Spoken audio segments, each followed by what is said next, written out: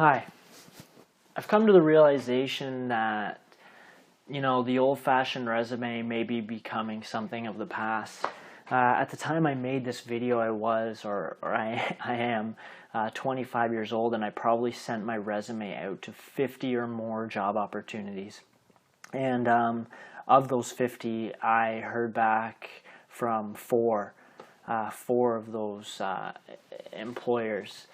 Now, that's an 8% success rate, which isn't that bad, I guess, but it's not that great. A friend recently told me that I should be increasing my online presence. I don't have Facebook, Twitter, or Instagram because I found when I did have them, they weren't really producing me much benefit in my life. They weren't really giving back to me. But I do have LinkedIn, which I'm going to be linking below, because I have found that LinkedIn, has given me valuable connections that have actually transferred into my real life. I hope that doesn't sound too selfish, but I'm also going to be using this video as a cover letter, just a general cover letter substitute.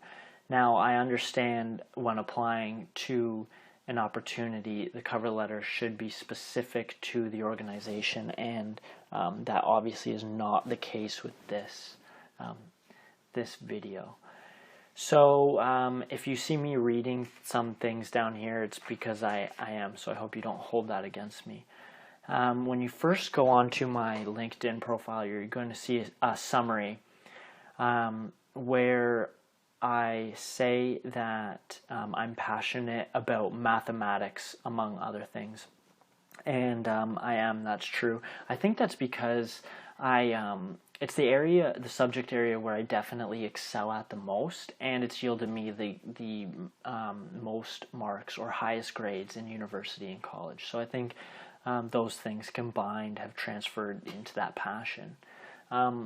Also, you're going to read that I say, I advocate for change and I highly value adaptability, which is true. I do believe that in order to succeed in such a technology-enriched time like now, you need to constantly be changing. You need to be able to adapt quickly. You can probably tell that from the evidence of this video itself. I obviously believe that the hiring process is going to change, or has already changed, and this is me trying to catch up to it.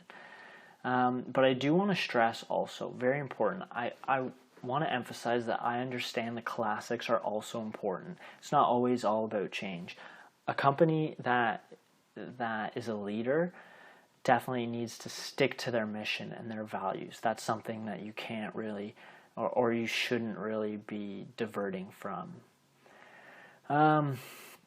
You're also going to see a list of my current and past employment, which I'm not really going to elaborate on here because by the time you're watching this, it could be wildly different.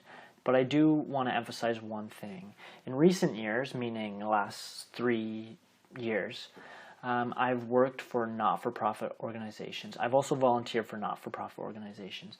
And these organizations mean a lot to me. They truly do. Now, if you're a hiring manager or a recruiter for a public company, I don't want you to believe or to think that, oh, he doesn't want to work for a public company. That's not true.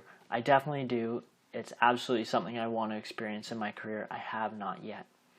However, the not-for-profit organizations that I have worked for and am currently working for bring me such pride and joy.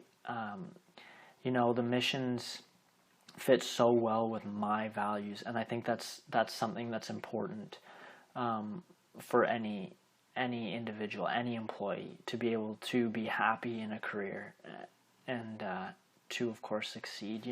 My goal as an employee selling my services to an organization is to eventually become a leader. I read recently in a Deloitte Canada report that HR leaders believe that leadership development is going to be their biggest challenge in the next upcoming years, and I want to fill that gap.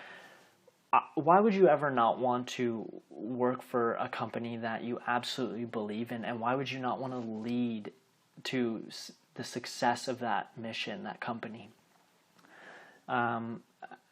That's definitely what I want to do, and I want to work for a company that advocates for all of their employees to succeed, to be leaders. And I want to work with colleagues who want to succeed and want to be leaders also. On a more personal note, let's try and get away from all this career talk. On a more personal note, so you guys can get to know me a little bit better, I like to stay active year-round. I have played so many different sports in my life. I love trying new things. This winter, I'm getting the skates back on, going back out, which is good. My favorite quote, just to jump to something new, my favorite quote is from Albert Einstein. If you can't explain it simply, you don't understand it well enough. You've probably heard it before. It's not a really intricate quote, but that's what is so beautiful about it. You know, it's simple in and of itself. It's genius, and it's why I love it. I'm currently reading 2 books right now. One, The Big Short, which I'm not embarrassed to say this. This is a hard read.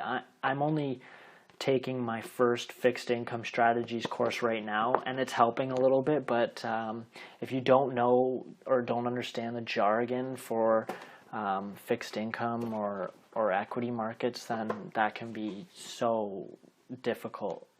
Really hard read. The second is The Martian by Andy Weir. You know, I was thinking this the other day. I hope that by the time someone's watching this, that manned missions to Mars are something of reality. I think that would be so super cool. But yeah, I don't want to continue talking about myself. I really do find it uncomfortable, especially since I'm talking to my computer right now. But definitely connect with me on LinkedIn and message me if you have any helpful suggestions on this video. You know, I don't know if it's a good idea. Maybe it's a bad idea. Maybe this isn't the direction that resumes are going. Please let me know. I'd love to hear it. And I'd love to meet with you in person. So thanks for watching.